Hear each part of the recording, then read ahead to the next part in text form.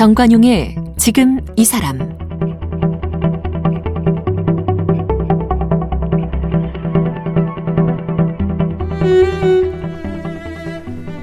여러분 안녕하십니까? 정관용입니다. 이번 달은 4월 20일 장애인의 날을 맞아서 매주 한 분씩 장애인의 자립과 또 장애인 인권을 위해 여러 활동하고 있는 분들 만나보고 있어요. 오늘은 노들 장애인 야학 이런 곳이 있네요. 여기서 13년 동안 국어교사로 활동한 홍은전 인권기록 활동가를 만나봅니다. 우리나라 이 중학교까지 의무교육이었고 올해부터는 고등학교도 이제 무상교육 시작됐죠. 하지만 장애인들의 경우는 교육 사각지대입니다.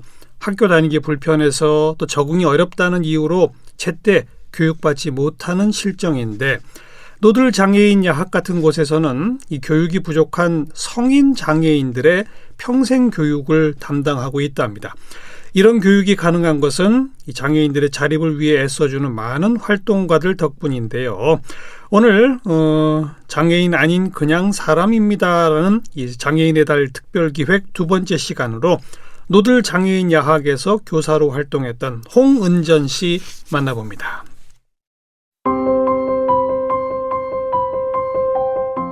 홍은전 작가는 대학 4년 시절 노들 장애인 야학을 처음 만난 이후 13년간 교사로 일했습니다. 노들 장애인 야학의 20년 역사이자 차별에 저항하는 장애인들의 이야기를 정리한 노란 들판의 꿈을 썼습니다.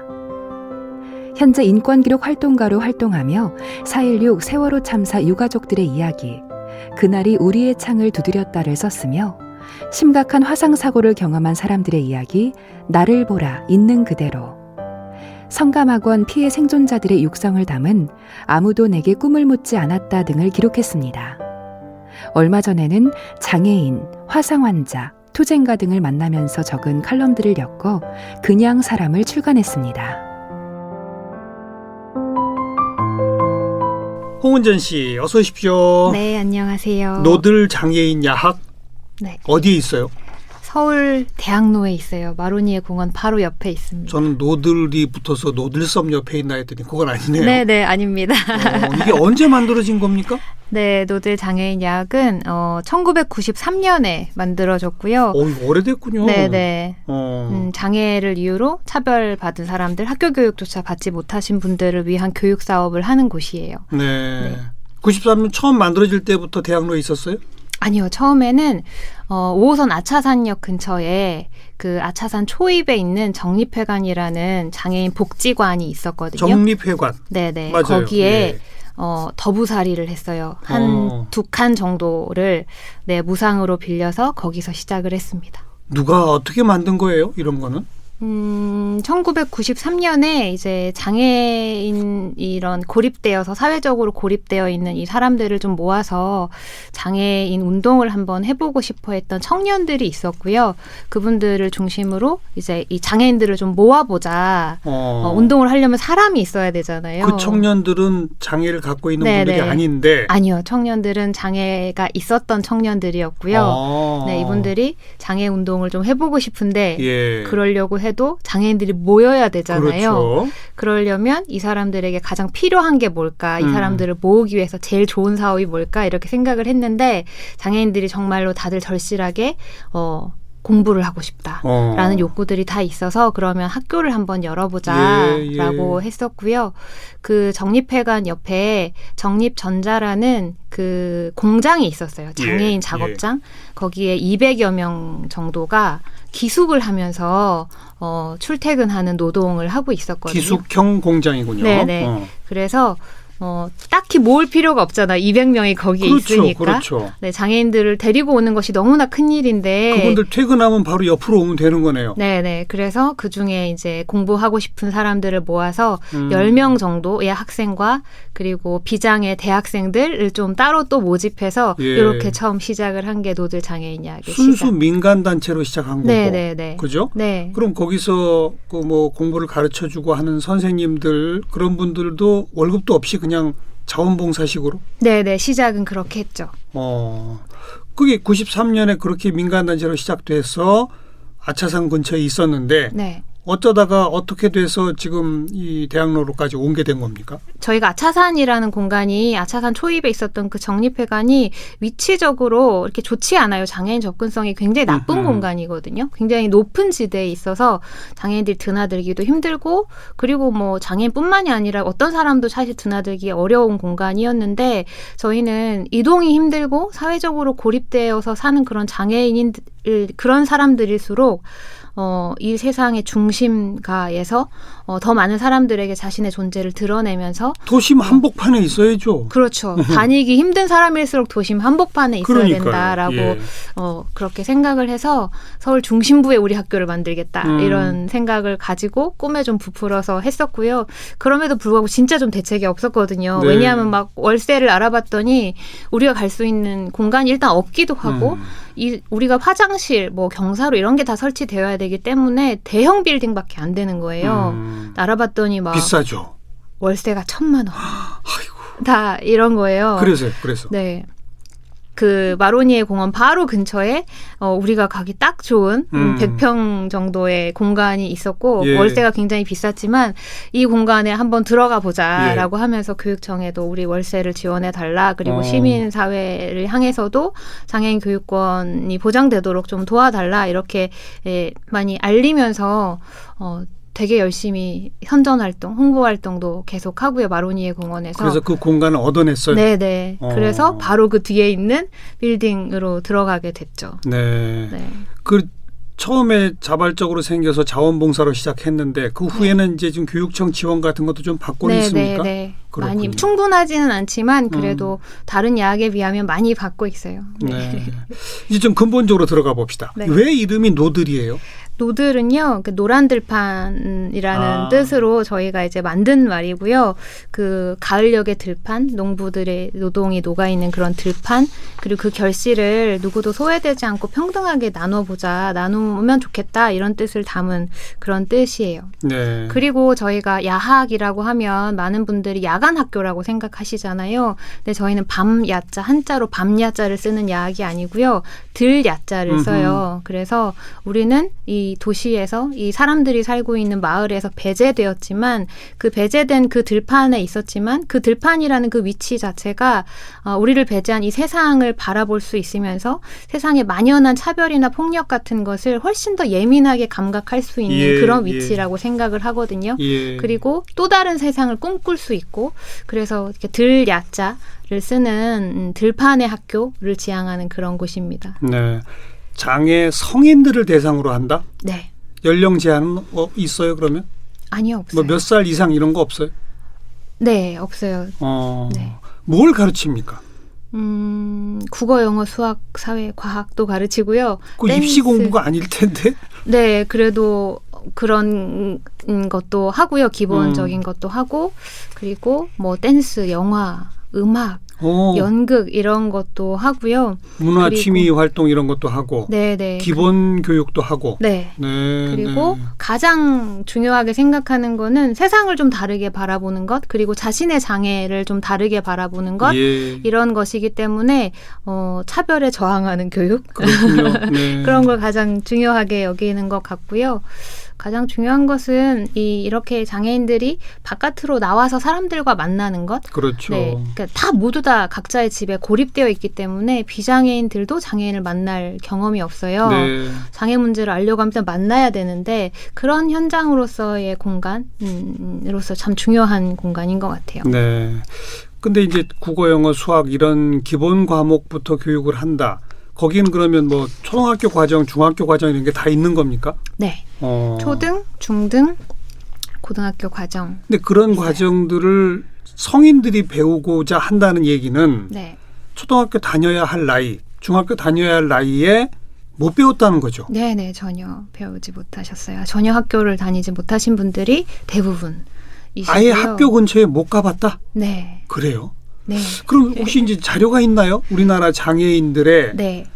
우리 지금 제가 오늘 시작하면서도 얘기했습니다마는 중학교까지는 의무 교육 아닙니까? 네. 그래서 모든 아이들은 초등학교 입학 연령 됐는데 입학 안 하면은 경찰이 찾으러 다니고 막 그러잖아요. 근데 장애인들은 그럼 안 그래요? 장애인들 가운데 학교 못 다닌 부분이 몇 %나 되나요? 총 2017년 조사를 보니까 예. 전체 장애인 중에 54%가 중학교 졸업 이하의 학력이시래요. 그러니까 초등학교, 중학교를 나왔거나 초등학교를 나왔거나 혹은 초등학교도 가지 못하신 분들이 절반 이상이신 거죠. 그래요? 네. 네. 정말 많으세요. 잘 모르겠어요. 대체 그런 법이 있었는데 왜 경찰은 그 분들의 집에 그러게요. 찾아가서 그분들을 학교에 가라고 하지 않았는지. 예. 네. 예. 아니 물론 찾아갔겠죠. 근데 장애 때문에 뭐 학교 다니기가 네. 힘듭니다. 막 네. 이렇게 해서 넘어가 버렸겠죠. 네. 그렇죠? 네, 모두 다 노들야 학생분들도 그렇고 장애 당사자분들이 그 정관용 선생님은 자기의 그 초등학교 입학 통지서를 받은 기억 같은 것이 없으시잖아요. 네네. 근데 저희 학생분들 다 가지고 계세요. 가지고 있어요. 아니요, 그 기억을. 네, 입학 통지서가 집으로 왔고 부모가 통보를 받았고 그래서 학교를 가려고 노력을 했는데 안 됐거나 혹은 집에서 회의를 하는 그러니까 말을 하는 거죠. 어떡하지? 얘를 보낼 수 있나? 이러는 모든 과정들 네. 그런 경험들을 다 가지고 계시더라고요. 좀 충격적인데요, 저로서는. 왜냐하면 왜 얼마 전부터 이제 장애 아들을 위한 특수학교 설립 문제가 뭐 서울 여기저기서 막 불거지기도 하고 또 일각에서는 그렇게 꼭 특수학교에 장애인들을 보내는 것이 아니라 일반 학교로 보내서 통합교육하는 게 더 낫다. 뭐 이런 얘기도 많이 들리고 그래서 뭐 일반 학교에 다니든 아니면 특수학교에 다니든 장애인들도 학교는 가는구나 이렇게 생각했는데 54%가 초등학교 다니다 말든지 중학교 다니다 말든지 뭐 대충 그렇다는 거죠. 네. 그리고 이 통계는 사실 그 제 세대 이상의 분들이 많이 차지하고 계시는 것 같아요. 요즘 젊은 아주 현재 장애 아들은 그래도 학교를 대부분 가죠. 네네. 그런 것 같고요. 그렇지만 장애가 심하거나 근처에 갈 학교가 없거나 이랬을 경우에는 사실 모두가 다 이 상황을 묵인하고 그냥 있는 것 같아요.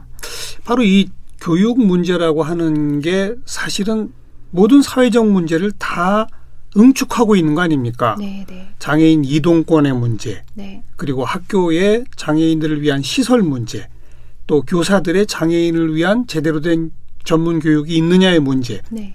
그리고 이런 교육을 받지 못하니까 결국은 노동시장에 진입을 못하는 거고. 네. 그러니까 점점 더 고립되고 소외되고 이러는 거 아닐까요? 네. 그러다가 결국 부모가 이 자녀를 더 이상 감당할 수 없을 때 시설에 가게 되는 그렇죠. 종착지가 그렇게 되는 것 같아요. 네. 시작은 교육인 거죠. 네. 그래서 평생교육이 사실 굉장히 중요한 것도 이 교육 그 자체도 물론 소중하지만 이 가족의 돌봄 영역에만 내버려진 이런 장애인 분들에게 일상의 삶을 채우는 공간으로서 사람을 만나는 관계로 들어가는 그러니까요. 가장 중요한 것이 바로 학교 원래 교육인 것 같아요. 교육이라고 하는 게 어린아이가 사회 구성원이 되도록 만드는 과정인데 장애인들의 그 교육에 큰 구멍이 절반 이상의 구멍이 뚫려 있다는 얘기는 장애인들은 사회 구성원이 되지 못한다는 거 아닙니까? 네, 그렇습니다. 또 왜 장애인 교육 무슨 법 이런 것도 좀 만들어지고 그러지 않았어요? 네, 만들어졌는데요. 90년대에는 아예 그런 것도 없었죠, 사실은. 네, 그 전에 이제 특수교육법이 있었는데 이렇게 여전히 학교를 가지 못하는 분들이 많았고 2007년에 이 장애 자녀를 둔 부모님들이 삭발도 하고 단식도 하고 수많은 농성을 해서 2007년에 장애인 등에 대한 특수교육법 이런 것이 시행이 되었는데요. 그럼에도 불구하고 최근에 또 제가 만난 어떤 분들은 들어보니까 지금 코로나 시대잖아요. 그래서 그렇죠. 학교에 가지 못하고 아이가 집에만 있는데 모두 다 원격 수업을 한다. 그런데 발달 장애가 있거나 자폐성 장애가 있는 학생 아이들의 경우에는 이 원격 수업도 기기를 조작하고 선생님이 하는 것에 따라서 뭐 수업 꾸러미도 풀고 이런 것들을 해야 되는데 그것을 전혀 스스로 하기가 어려워서 뭐 도우미가 필요하거나 지원하는 사람이 필요한데 그런 시스템이 전혀 전무한 상황에서 이제 집으로 모두 다 돌려보내줬고 그러니까 부모가 이 돌봄을 모두 다 해야 되는 상황. 근데 부모가 또 맞벌이를 할 수도 있잖아요. 그래서 부모님이 퇴근한 뒤에 와서 이걸 다 함께 해주던지 그렇죠. 아니면 주말에 모두 다 이걸 함께 해주던지 혹은 못하더라도 학교에서 전혀 관리하지 않는 시스템. 그래서 작년 한 해는 교육을 전혀 받지 못했다. 이렇게 그렇겠네요. 말을 하더라고요. 그런데 네. 또 이렇게 그럼 수업은 온라인으로 할 수 있지만 학교는 돌봄 기능을 하고 있잖아요. 근데 돌봄은 온라인으로 할 수 없다. 근데 긴급 돌봄 교실을 연다고 해서 그러면 우리 아이 들어갈 수 있냐고 물어봤더니 거기는 또 비장의 아이들이 이미 이 교사 한 명이 20명의 뭐 많은 이런 비장의 학생들을 또 이미 받은 상태에서 여력이 없죠. 그렇죠. 네. 그리고 장애에 대한 이해도 있어야 되고 그러니까 또 큰일이네요. 못 들어가는 거죠. 코로나로 2중, 3중고를 겪는 거네요. 네네. 지금 노들야 학생분들도 1년 동안 집에서 안 나오시는 분들도 계시고, 아이고. 네, 건강상의 문제도 있지만 어쨌든 여러 가지 지원 체계가 너무나 미비해서. 알겠어요. 네. 그러니까 이제 그나마 2007년, 8년 뭐 이제 장애인 교육 관련 법, 장애인 차별금지법 이런 것들도 만들어지고 그 이후에는 그래도 좀 이제 학교도 보내고 다니고 좀 이렇게 전문 교사도 생기고 그런 식이 조금씩 늘어났겠습니다만 네네. 이 노들야학이 만들어진 93년부터 그때까지 2000년대 중반 후반 이때까지는 그야말로 불모지에서 네.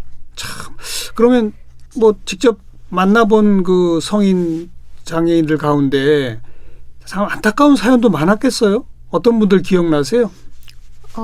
한글도 못 깨치신 분들도 많았었나요? 정말 많으셨어요. 네. 성인인데. 네. 20년 동안 외출을 해보지 못한. 아이고. 네. 영화 올드보이에 보면 오대수가 15년 동안 갇혀서 살잖아요. 그런데 제가 만났던 분들은 20년, 30년 동안 정말 집에서 외출도 못하고. 네. 외출도 못하고 가족 외의 사람을 만나본 적이 없는 그런 경험. 그렇게 사셨던 분들이 정말 많으셨고요. 그래서 뭐 학교 문턱도 밟지 못했다. 그리고 나는 뭐 언니가 결혼하는데 결혼식에도 가지 못했다. 아버지 환갑잔치에도 가지 못했다. 이런 식의 삶을 사는 분들이셨어요. 예, 전부 다 학생분들이. 예. 참. 네. 근데 그나저나 우리 홍은전 씨는 어쩌다가 이 학교하고 인연이 된 겁니까? 저는 대학교 4학년 때 이제 임용고사를 준비하던 때였는데요. 사범대학? 네, 예. 저는 국어교육과를 다녀서 이제 임용고사를 준비했어야 되는데요. 임용고사라는 게 거대한 선착순 달리기잖아요. 그렇죠. 그런데 제가 경쟁을 잘 못 견디는 사람이었던 거죠. 그래서 저는 그 300~400명이 빼곡히 콩나물 시루처럼 앉아있는 그 임용고사 학원의 그 장면이 지금도 좀 저한테는 트라우마인데요. 네. 네, 너무 정말 미쳐버릴 것 같았어요. 거기서 뭐 유명한 교육학자들의 한 말을 막 요약해서 배우고 문학을 외우고 요약집을 외우고 이러는 것이 저는 너무 괴롭고 누굴 이기는 것도 싫고 지는 것도 싫고 저는 그냥 이 속도에도 너무 좀 감당하기 힘들고 굉장히 좀 많이 우울했어요. 많이 괴로워하다가 도저히 공부도 안 되고 해서 1년 동안 좀 방황할 시간을 좀 가져보자라는 생각을 가지고 야학을 검색을 했거든요. 네, 그러니까 1년 동안 선생님은 되고 싶었는데 네, 교사 그 경쟁은 생활을. 내가 못 견디겠다. 네. 그래서 야학에라도 가서 가르쳐보자. 네. 좋아요. 네, 그렇게 해서 야학을 검색했는데 우연히 노들 장애인 야학이 제 눈에 들어왔고요. 사실 저는 장애인의 장자도 모르던 사람이었거든요. 그러니까 그렇죠. 저는 특수교육에 관심도 없었고 사회복지 같은 것도 제 관심 영역이 아니어서 본인의 장애가 있는 것도 아니고. 네. 제가 학교 다니면서 장애인 친구가 있었던 것도 아니고 그런데 그냥 막 제가 여러 야학의 홈페이지를 둘러봤는데 노들 야학이 사회 문제에 좀 관심이 있는 학교더라고요. 다른 야학이 좀 아름다운 커뮤니티 중심이었다면 그래서 이왕 가는 거라면 좀 내가 배울 수 있는 곳이었으면 좋겠다. 이런 생각으로 노들 야학을 처음 가게. 찾아갔어요? 네네. 처음 가서 가게 나 됐습니다. 국어교사로 자원봉사 하겠습니다. 이런 거예요? 네네. 네. 그랬더니 뭐 저희는 봉사라는 단어를 좋아하지 않습니다. 이렇게 말하더라고요. 네, 봉사라는 단어가 이제 장애인에 대한 어떤 시혜와 동정적인 권력 관계를 드러내는 것 같다라고 하면서 이렇게 노들야기 홈페이지에도 있는 말인데요. 그런 말이 있어요.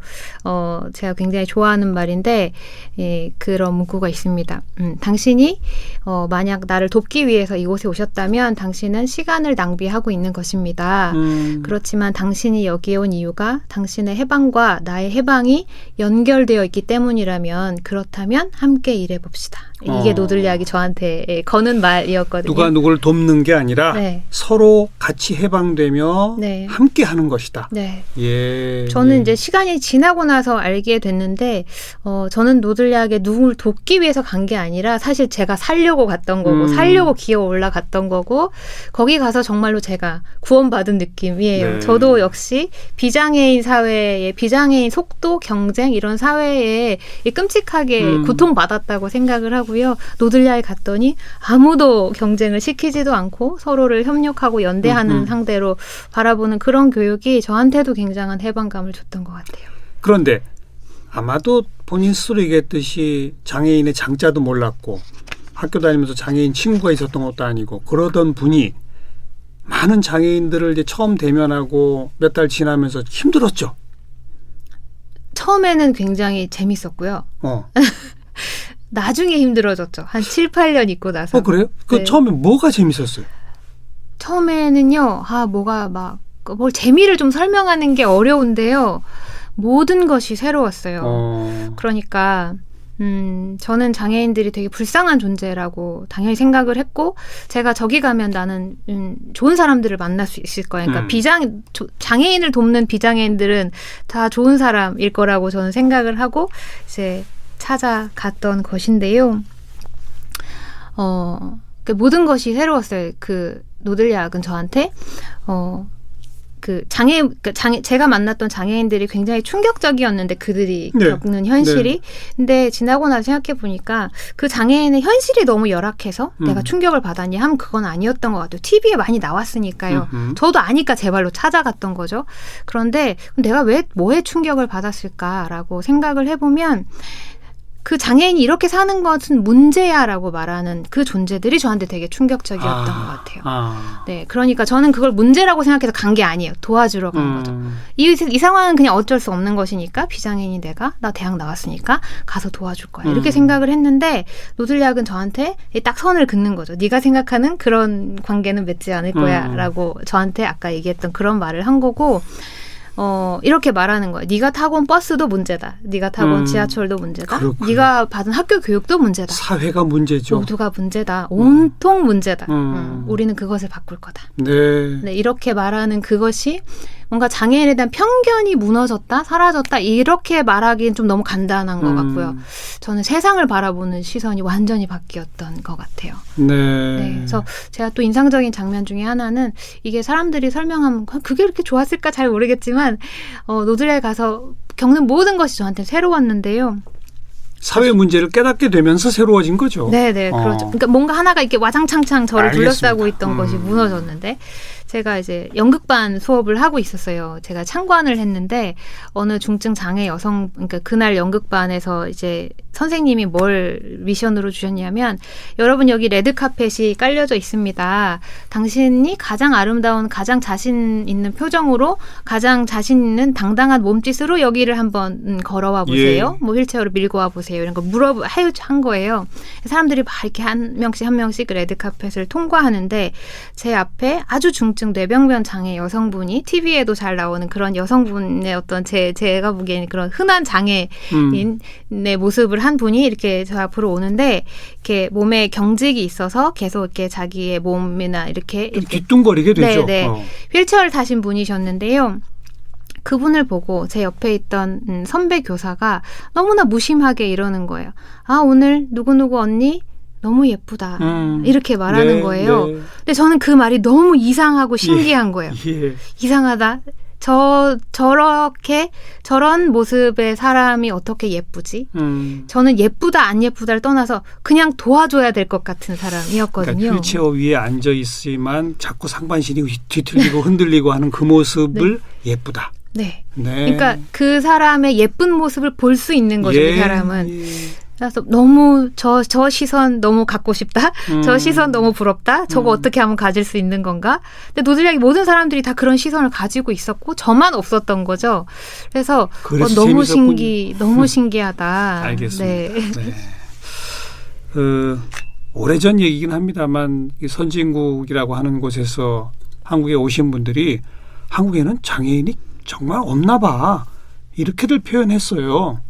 그 이유는 장애인이 없어서가 아니라 밖에 나오질 못해서거든요. 네. 근데 이제 우리 오늘 교육에 대한 얘기 했습니다만 교육은 모든 문제, 외출이 어렵다, 시설이 없다, 전문 교육기관이 없다, 전문가들이 없다, 모든 것들이 응축된 문제고 결국은 사회 구성원으로 커가지 못하게 한다. 결국은 시설에 가두게 한다. 그것에 복판에 교육이 있다. 네. 앞으로 어떻게 해야 할까요, 그러면? 네. 어떻게 하는 게 좋을까요? 모든 걸 다 고쳐야죠. 네. 지금 여러 가지 운동들이 다 연결되어 있는데요. 지금 가장 장애계 뜨거운 이슈 중에 하나가 탈시설이거든요. 그렇죠. 탈시설 지원법이라는 것을 제정하라라고 싸우고 있는데 사실 노들야기 교육 목표라고 하면 장애 해방, 인간 해방이에요. 모든 억압으로부터 인간과 장애인을 해방하는 것인데 사실 시설에 갇혀 있는 사람을 나오게 하는 것은 상징적인 의미로서도 그렇고 그렇죠. 아주 실질적인 의미로서도 정말 장애를 해방하는 거라고 생각해요. 그곳이 거기 있기 때문에 사람들은 이곳에서 장애인이 살아갈 수 있는 여러 가지 책임과 의무를 하지 않아요. 왜냐하면 시설이 있으니까. 예. 장애인들은 그렇게 살아도 되잖아. 예. 무의식적으로 사람들이 생각하는 거죠. 어떤 무책임에 대한 근거가 되는 것이고요. 그래서 시설이 지금 이제 탈시설 운동 같은 것을 굉장히 열심히 하고 있고 탈시설 지원법이 제정되어서 그 네. 시설에서 살고 계시는 분들이 밖으로 많이 나오셔서 노들야학 같은 이런 교육 공간에서 지역사회에서 이동을 하시면서 그렇죠. 이 사회에 자기 모습을 드러낼 수 있고 네. 사람들을 만나면서 교육을 받고 일을 할 수 있고 연애도 하고 친구도 사귀고 이렇게 살아가실 수 있는 세상이 좀 됐으면 좋겠어요. 장애를 갖고 있건 그렇지 않건 똑같이 교육받고 네. 똑같이 노동시장 진출하고 똑같이 가정에서 가족 구성원과 생활할 수 있는 네. 그런 사회를 만들어내야 한다. 네. 참 초창기부터 장애인 운동을 시작한 곳이 바로 노들 장애인 야학이다. 이렇게 생각하면 되겠네요. 네, 맞습니다. 거기서 13년 동안 활동하셨던 지금은 인권기록 활동가로 활동하는 홍은전 씨 오늘 함께 만났습니다. 귀한 말씀 잘 들었습니다. 네, 고맙습니다.